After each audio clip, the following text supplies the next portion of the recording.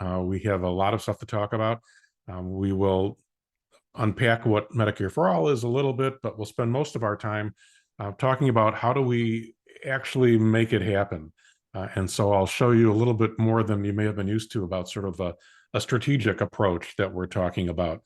So we'll talk about what Medicare is, we'll talk about what Medicare for All is, but then we'll spend most of the time tonight talking about a couple of specific things that we're doing nationally on an organizational basis, and then a little more specific about some ideas I thought you might want to sort of tag into within Florida. So that's basically the topic that we're set up to talk about. How do we get Medicare back? How do we reclaim it? Because it's being taken over. But first, if I could, I want to introduce you to my mother-in-law. And if you're worried, because I'm going to tell you some of her health history, not to worry. I have Ma's permission to tell you this stuff. Ma lives near you in Daytona Beach. You could probably walk over to her from where you are. She just moved there from Ormond Beach. So anyway, Ma is now 94, and she, I don't know, about 10 years ago, developed the first signs of a pretty severe heart problem. And it's one of these rare genetic things that doesn't show up until you're at her age. And it's progressive and would have killed her, left ignored. But it turns out that we didn't have to ignore it. Turns out that that there is a thing to do for it. Unfortunately, there is literally no physician in Florida who focuses on treating this rare condition in somebody in her age group. Literally no place. There are 3 places across the country that do. None are in Florida, despite plenty of other good medical care in Florida. One is here in St. Louis. So we packed Ma up in the plane and flew her to St. Louis. And she spent, I think, 5 days or so in the hospital getting pretty aggressive treatment done. And then spent a few weeks living with us, kind of recovering from it, and went back home. Probably cost about $100,000. I don't know exactly in bills. And she did great. That was, like I said, nearly 10 years ago. She has since had 2 orthopedic surgeries, which, she couldn't have handled that. And she's thriving. She's thriving. So the reason I'm telling you her story is because Ma has Medicare, traditional Medicare, or what I'm calling, a lot of us call traditional Medicare. And you'll hear some synonyms. I'm calling it traditional Medicare. Other folks may call it original Medicare. Those are the exact same thing. They're synonyms. So if you're confused, well, is it traditional or is it? Those are synonyms. That means the exact same thing. There is no difference. And both phrases refer back to the Medicare law that was enacted in 1965, hence traditional or original. And back in 1965, it came in 2 flavors, and you get both. Came in Part A, that covers your hospital stuff, and Part B, that covers most of your outpatient stuff. And so Parts A and B are what I'm referring to, and most people refer to as traditional or original Medicare. So those are all kind of synonyms. Medicare, as you know, has a flaw with it. It's got 20% off its co-insurance, and it's got today a $1,600 hospital co-insurance. So if you don't do something about that and you go to the doctor once a year, it's not that big a deal. But if you have to pay 20% of your doctor bills for multiple visits a week if you're sick, traditional Medicare could, bankrupt you. So Ma, like many other people, purchases a Medigap policy. Again, synonyms. I'm calling it Medigap. Some people call it Medicare supplemental. Some people call it Medicare wrap. She has the type that's called Plan F. There's a Plan G that is more common nowadays, but those are all essentially synonyms. And because she has Medigap, she doesn't have any copays or deductibles. She doesn't have to pay a penny. And because she has traditional Medicare, she can go anywhere. 89% of adult medicine physicians accept Medicare across the country. She lives in Florida, but she could come to St. Louis, and her insurance wasn't a problem because it goes, there's no other insurance that's that comprehensive around the entire country. She could go anywhere that she wants. We never had to call Medicare to get permission, prior authorization. We didn't have to do anything of the sort. She was able to just go where she thought was best. which was where I thought was best. And she didn't pay a penny out of pocket, and she never got hit with a surprise bill, as we know happens so often with people with insurance these days. None of that ever happened. And, she's 94 and she's counting on the idea that Medicare is going to be there for her for the rest of her life, which I hope is a long time. If you want to do something that messes with her Medicare, you got to deal with that. And I have, and you don't want to. So don't mess with her Medicare. So, okay, you all know what Medicare is. You knew that before I brought this up. But there's a few things about Medicare that I don't think people adequately appreciate that are important to understand, so you can understand why we talk about Medicare for all and not Humana for all or Blue Cross for all. Why Medicare for all? Well, there's a few things that I think are really important. The first is that you can go anywhere. Like I said, virtually any doctor, 89% of adult medicine physicians, they don't all take new Medicare patients because they don't all take new patients. So, but it's about the same. So you can go to almost any doctor and certainly almost any hospital anywhere in the United States. They don't get in your way, right? You never have to call Medicare and ask for permission. Commercial insurance, if you want to, I tried to set up a CAT scan for my wife actually a few weeks ago, and I called radiology, and before they asked me her name or my name, they asked me what kind of insurance we have. And I said, oh, well, we have traditional Medicare and we have Medigap. And they said, great, what time tomorrow do you want to come in? That was kind of fun. So we set it up. And then I said, by the way, if I had said we had Medicare Advantage, what would have happened? They said, oh, well, we would have taken your name and we would have called you back in a week because it takes 4, 5, 6 days for us to get approval from Medicare Advantage companies. But, that's not a problem for you because you don't have Medicare Advantage, you have Medicare. So, hooray for us, hooray for us. But, that's not right. Waiting for something that, that's not right. Another thing about Medicare is that it doesn't cost anything to run it. Commercial insurance companies operate with like a 15% overhead. Medicare operates with like a 2% overhead. We're going to, at the end, come into quite a bit of information for you about how these Medicare Advantage companies are really kind of ripping us off, if you ask me. But traditional Medicare, 2% overhead. And most importantly to me, as a physician, it makes us actually live longer and healthier. So I'm going to show you one wonky chart. I think this is my only wonky one that shows you what it does for our life expectancies. I'm sure you knew before tonight that American life expectancies are cut 4 or 5 years shorter than life expectancies compared to people in other countries. Our lives are cut short. Here's that data, and I'm sorry this is wonky, but it's late already. It's later than for you, but bear with me. This is the last time I'll take you deep into the weeds on something wonky like this, I think. Here's our mortality rate, or I think of it as life expectancy, compared to 17 peer nations. So any of my charts that have numbers, as this one is about to, there's a footnote at the bottom, which if you get really close to your computer, you can read. And they're all public domain type sources. But here's our mortality rate compared to 17 other nations like Australia, Austria, Canada. There's a list down there, stratified by age, with kids all the way to the left and my mother-in-law almost all the way to the right. And then there we are, worst in the world. Hooray for us, holding up the literally bottom of the chart compared to every other nation across age groups until the magic happens and we turn 65. We turn 65, and country by country and year by year, we climb to literally the best in the world. Despite having been the worst in the modern world, we managed to recover. So that means, hooray for America. We live in a country that has many of the world's best doctors and hospitals and nurses and all that. We just don't let everybody use our system, which is what we want to fix. So we want to get to Medicare for all because I think that's a spectacular system. And we used to just say, well, so great, pass the bill.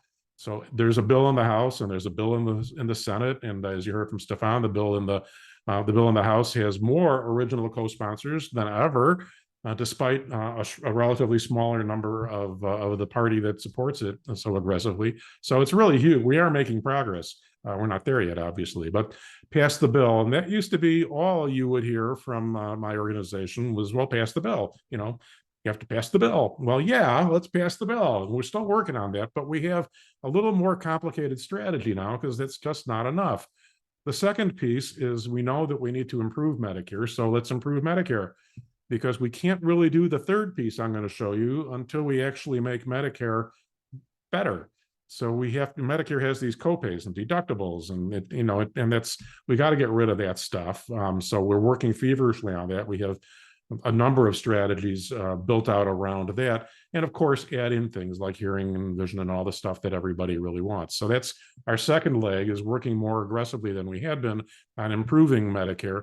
And then lastly, exposing the profiteers, starting with Medicare Advantage, so-called. You may want to think of it as Medicare Disadvantage, but starting with that is where we're really focusing. So there's no point in focusing on Medicare Disadvantage, so to speak, without simultaneously improving Medicare, because you can't, people are in Medicare Advantage for a reason, and we need to have a better place to go. So we have to work all three of these legs at the same time, and we are.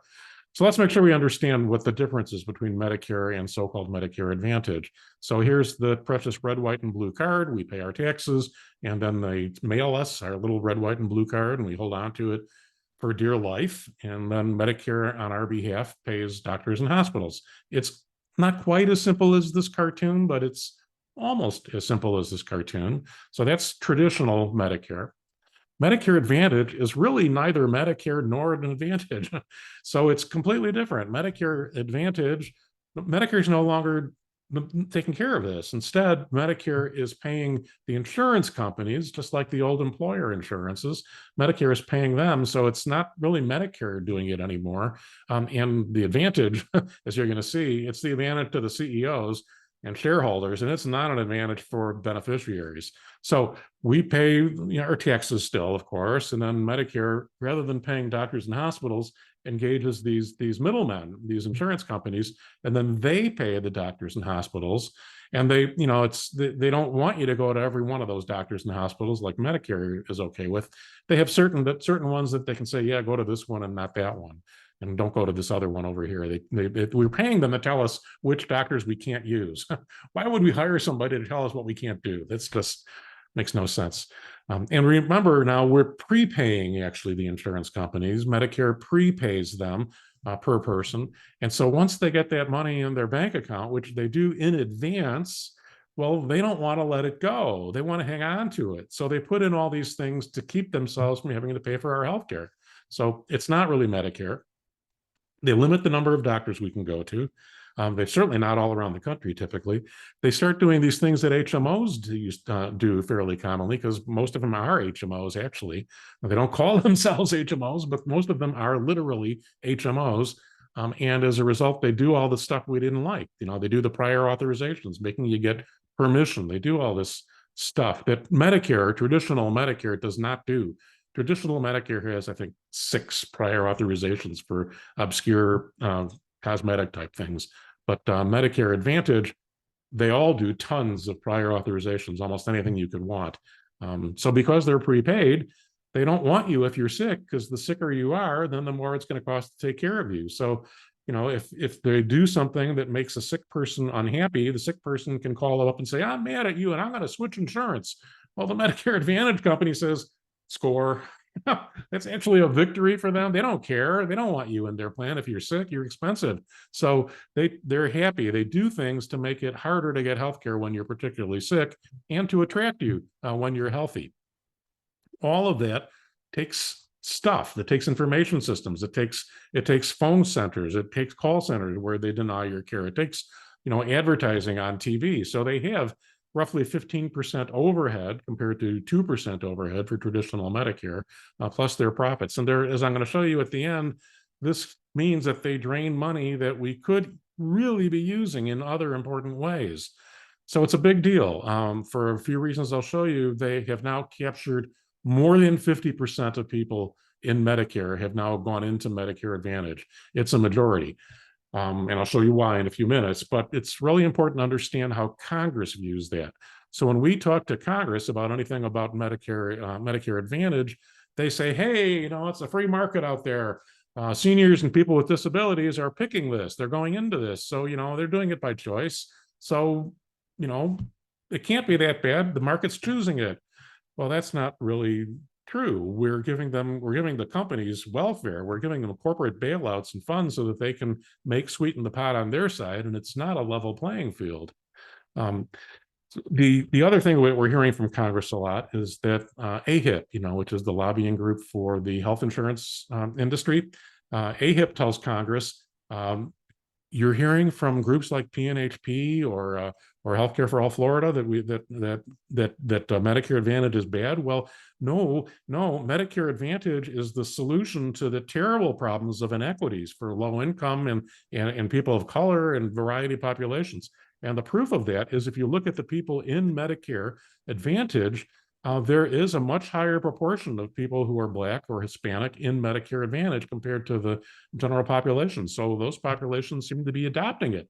Hence, AHIP says, look, the populations you're most concerned about are the ones that are actually choosing us. We are the solution to equity, they say, or income issues. It turns out that people in Medicare Advantage tend much more likely to be of low income than people in traditional Medicare. So again, AHIP points to this kind of stuff and says, look, we're not the problem, we're the solution to the problem. Well, is that really true? Is that really true? Let's look at this a little bit differently than that. So people who are in Advantage have more barriers to healthcare than financial barriers than people who are not. So if you ask people across the income spectrum, they do have trouble accessing healthcare because of cost, people that are in Medicare Advantage are more likely to say that they had trouble accessing healthcare because of cost.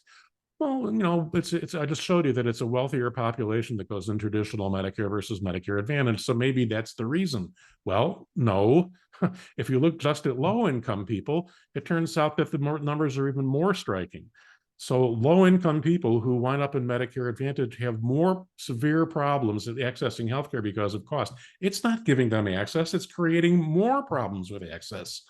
Or if you look across the board sort of racially, if you look at traditional Medicare versus Medicare Advantage, as I sort of alluded to in the last slide, it's worse. Accessing care is worse because of cost in Medicare Advantage.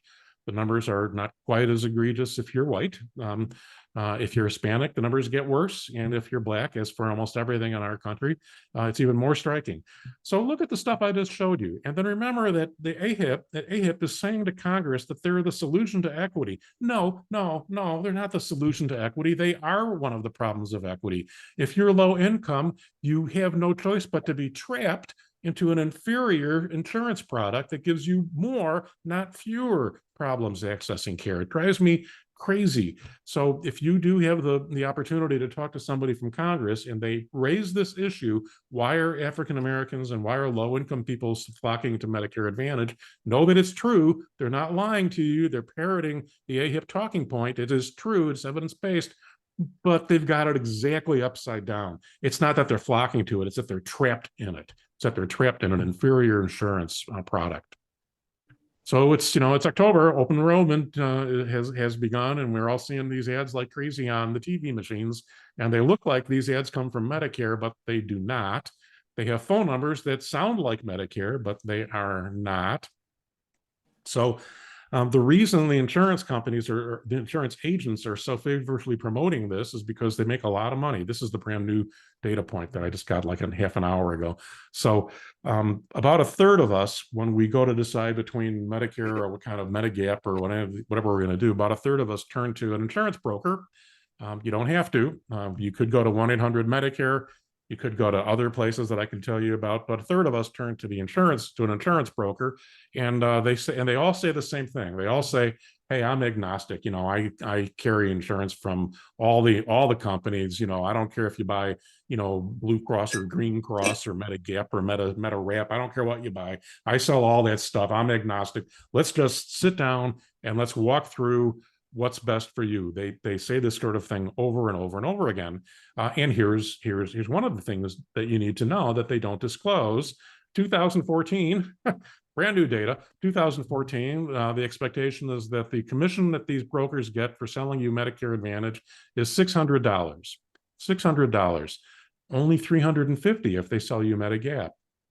Tell me that they're agnostic when they can make almost double if they sell you Medicare Advantage than if they say they're not agnostic. And what about Part D? almost nothing comparison. I'm pointing out the Part D because it's really interesting to me. If you call your insurance broker, they'll sit down and walk you through Medicare Advantage and Medigap and kind of give you the wins and the ins and outs of the stuff, like I was saying, from a biased point of view, but they will walk you through it because they have a mission, which is to get you into Medicare Advantage.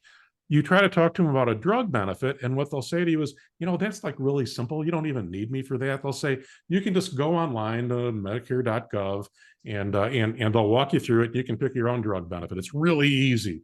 Uh, no, it's not. I mean, yeah, it is, but it's not any easier or harder than picking Medigap. So the insurance agent doesn't want to spend their time with you on Part D because a drug benefit, because look at the commission. It's like nothing compared to, they want to spend their time getting people into Medicare Advantage. That's where their money is. That's what they want to spend their time on. And it's a gift that keeps giving, because once they've gotten you in their business book of business, year 2, year 3, year 4, year 5, for then on, they get a commission every year that's roughly half of what they got just for signing you up. So they'll call you once a year and they'll say, hey, Bob, you want to let's go to get a cheeseburger sometime. We got to, once we have passed this, this season when I'm so busy, let's go get a cheeseburger. But hey, you stay with the same plan. Okay. Yeah. Hey, thanks. Okay. Bye. We'll see you in a couple. We'll see you soon. Click. And then you've renewed, and then you've renewed. And then they keep getting it. And this is the retirement plan. I mean, there's quotes I can show you about this is their retirement plan. So they are not unbiased for you. My favorite new example that I got a couple 3 days ago, somebody sent to me. They got this sent in the mail. Looks like it's an official, federal form, right? And it says on the back of it, hey, you can get $917 for your groceries if you sign up with our plan. And then if you read the fine print, it says, well, maybe not, and it turns out like almost nobody can get 900, almost nobody, but it's, the thing said, hey, sign here and we'll give you, $1,000 for groceries. And what really gets me crazy is on the back of that card, there's all these other things that it has, including pet care, pet care, pet care.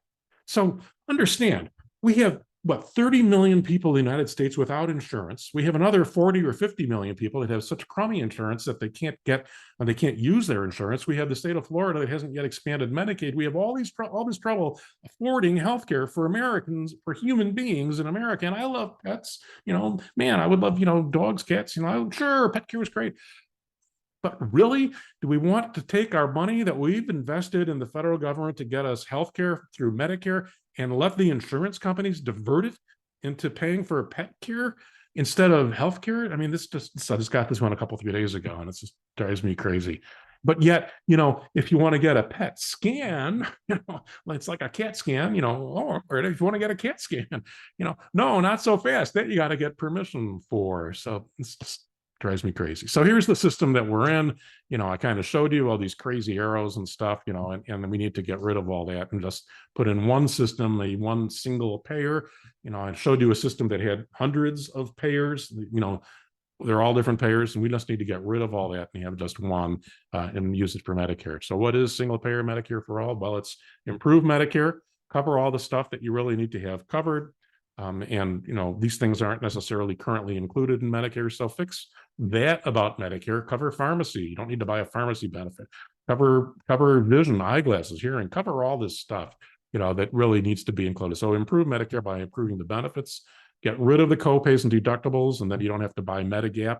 You don't have to even learn about Medigap because there are no copays or deductibles. Get rid of the premiums and instead of premiums, fund it through the tax model, which, it's a pretty appropriate thing for taxes. It's a thing that's in the common good. So fund it equitably through the tax model. And, physicians are kind of beleaguered by how complex the payment system is today from even Medicare. So we have to simplify that. And then stop leaving people out of it. That's why the chart that I showed you of life expectancy cranks up at age 65. It's because we leave people out. So don't do that. Don't do that. Cover everybody, regardless of whether they're working or not working or their age and stuff. Cover it for your entire life. Get rid of this notion of pre-existing conditions and, let people pick their own doctor, and rather than having to look at their insurance company's directory. So I'm going to skip this because Stefan kind of showed it to you already. But let me cut to this new report that PNHP just did and spent about, I don't know, 5 or 6 months working on it and just released it a week ago or so. And if you want to look at it, it's up on the PNHP website. And I will walk it through you in a little bit of a very high level.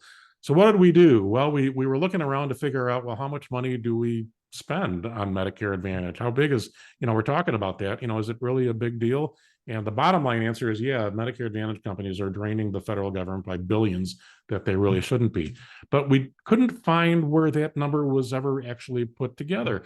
So there's literally dozens of studies in great detail in all sorts of different places that looked at one or two of the mechanisms by which Medicare Advantage is ripping off the government. They looked at this, but not that. So we found dozens of them, but we didn't see any place where all of those things were put together into one study. Some good summary statements, like Kaiser said this. Kaiser family a couple of years ago said, Medicare Advantage is supposed to be saving money, but it has never saved money. In fact, the opposite is true. Well, that's nice, but how do you put it together? So we did, and we found that there are four main factors that are involved in this. The first is what's called upcoding, and this is the one that's gotten the most attention in the media. So I told you that Medicare Advantage companies are prepaid a certain dollar amount by Medicare for everybody who's enrolled in Medicare Advantage.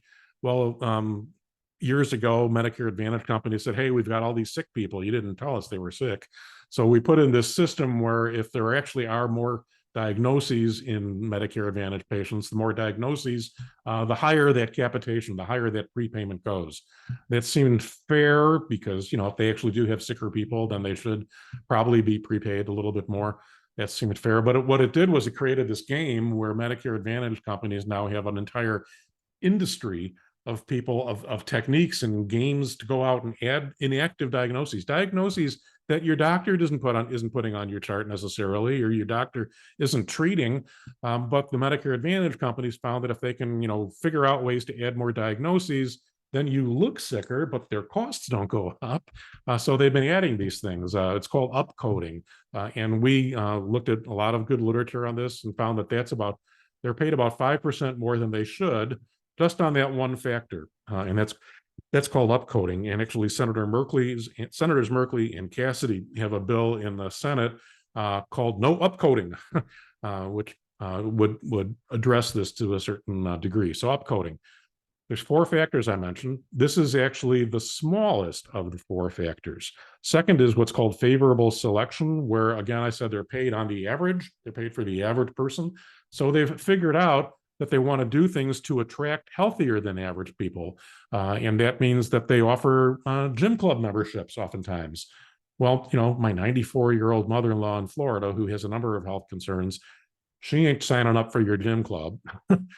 So who does sign up? Well, I'm 69. I'm still actually really healthy. So a gym club has me scratching my head. Maybe I should think about it.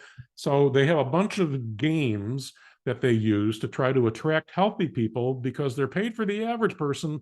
If they can attract healthier people, that's called favorable selection. And that, again, increases their profits. That's a bigger factor than the upcoding, this favorable selection, this attracting the healthiest. That's another $45 billion that they're getting that they don't really deserve. There's a whole slew of these sort of benchmarks and bonuses that are designed to reward various things with virtually no evidence that they accomplish what they're designed to accomplish. Multiple independent sources say these things really are not working. I'm not going to unpack them tonight, but that's another 30 or 25 billion dollars that are just going nowhere. But to them, if you add those three factors up, you're at about $100 billion, $100 billion. And I'll get to whether that's a big number or a small number. Spoiler alert, it's a big number.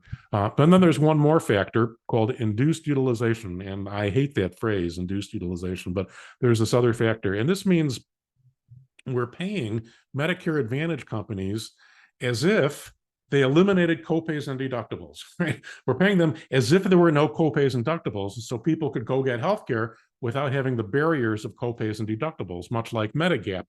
So we're paying them as if that's the case. We're paying the Medicare Advantage companies as if they didn't have copays and deductibles, which is hooey They do have copays and deductibles. As a matter of fact, I showed you that the copays and deductibles create more barriers to care, not fewer barriers to care. So we're paying them as if they've eliminated barriers to care financially, and they're not doing that. So we're overpaying them. And our best estimate, looking at the literature, is that that's another 9% or $36 billion. So if you add all that together, we're looking at, I would say, 140 billion. And I think that 140 billion is a low estimate, because this is just the legal stuff.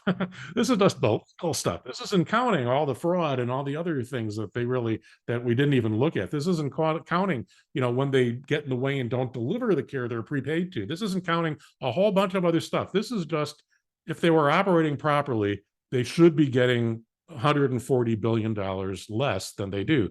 Okay, I said, is that a big number or a small number? What would you do? What would you do if you had $140 billion? Well, here's a way to think about it. Again, I said there's a range. The low estimate, if you don't believe this induced utilization notion, the low estimate's about $88 billion. Take all the lowest numbers I showed you, $88 billion. If you include all the things I showed you in the higher, in the what I think is a conservative real estimate, 140 billion. Okay, so there's a range. Someplace between 88 and 140 billion dollars, just legally, that they're being paid that they shouldn't be being paid. Is that a lot? It's a lot. So I have Medicare Part B, right? I have Medicare A and B, and I pay $200 a month in my premium for Part B.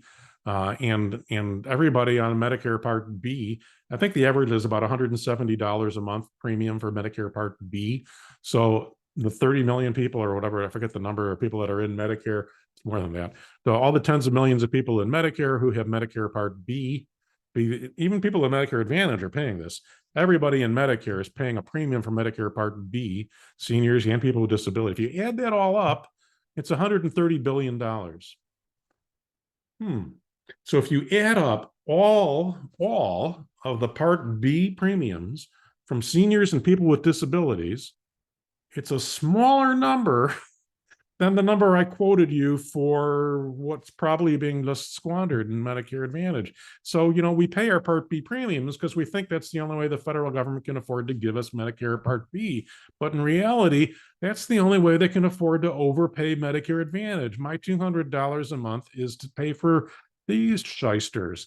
And if we eliminated Part B, or we eliminated the waste in Part B, or the squandering in Medicare Advantage, one thing we could do with our $140 billion is give seniors, let seniors stop paying that $170 every month. You don't know you're paying it, right? I mean, it comes out of your Social Security check. It's kind of almost invisible unless you look in the fine print.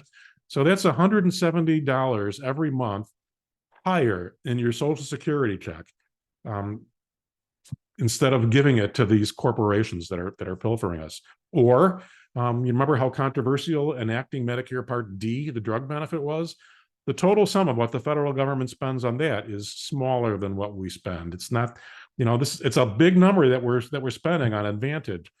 Or say we wanted to say, hey, if you're in Medicare, the most you'll have to spend out of pocket is $5,000. What if we had a $5,000 out of pocket maximum in Medicare? If you did that, you wouldn't need to buy Medigap, right? You wouldn't even probably look at Medicare Advantage. If you had this, if a $5,000 out of pocket cap, according to the Urban Institute, would cost, wait for it, $39 billion. We can afford to give a huge advantage to people, or add the benefits that we all so desperately want. I mean, everybody wants dental and hearing and vision to be added. Turns out if you added hearing, vision, and dental, not just to Medicare, but to everybody in Medicaid across the country, that's, again, a smaller number. We fight over whether Medicaid should have dental insurance, and yet that's smaller than the bigger numbers that we're not even looking at. And everybody wants this stuff. So it sounds kind of doomy and gloomy, but actually it's quite optimistic. If you want to look at what's happening in Congress on this issue, it's huge. If you look just a year and a half ago, there was a letter that members of Congress, both houses and both parties, wrote saying we want a right to express our strong support for Medicare Advantage. In 2022, 63 U.S. senators signed that letter. So bipartisan signed a letter. 63 senators signed a letter in support of Medicare Advantage, and 346 members of Congress signed a similar letter written by AHIP, I believe. Well, as we become more strategic in what we're doing and trying to expose this, we've been meeting with a lot of, not me, but at this point, a lot of folks in the advocacy world, meeting with members of Congress, which is going to be my proposal to you, meeting with members of Congress and educating them about this. So in particular, hats off to Diane Archer and Alex Lawson and Wendell Potter did the lion's share of the work during the last year. But 2022, 63 senators and 346 representatives. 2023, a couple less senators. However, both Florida senators still signed it, and nobody in the House. That was where most of the work was done last year. Nobody in the House. There wasn't, after several years of there being a pro-Medicare Advantage letter, this year, there wasn't a letter from the House. They couldn't get enough people to sign it to make it not look embarrassing to put it out. So they didn't release that letter this year. And instead, for the first time, now 70 members of Congress signed a letter demanding accountability from Medicare Advantage. That's a whole new world to have members of Congress not just signing a letter saying we love Medicare, but instead not signing that and signing a letter demanding accountability. And in Florida, hats off and be proud to these three of your U.S. representatives who signed that letter. They're the only three. So you can see where we're saying there's a target here. So, you need to, so what the proposal I would have to you is to educate Congress about all the stuff I was just telling you. They don't know this stuff. They don't know about the delays of care, the denials of care, the overpayments. They don't know about the collapsing networks of hospitals. They don't know that this is not a solution to racial inequities. They don't know this stuff. So when they do find out, that's why we went from 346 Congress people to 0. That's how we got 70 people to sign on. So we want this to go further. We want 346 signing the letter questioning Medicare Advantage. So that's some work for you. That's, there's some targets for you. And that is my proposal to you. Well, thank you so much. And if I'm understanding correctly, that now PNHP is really going after the Medicare Advantage kind of disadvantage thing, and that's kind of the focus of that. And I thought maybe our viewers might want to know about how well you did when you were doing the ACO REACH thing. I mean, didn't you have some successes on your in your credentials? PNHP does. So I thought maybe just for a minute you might be able to tell us about that. Yeah, we've been talking about sort of these two big arms. Medicare, traditional Medicare is still 50% of the members, but now Medicare Advantage is the privatized form that's the other 50%.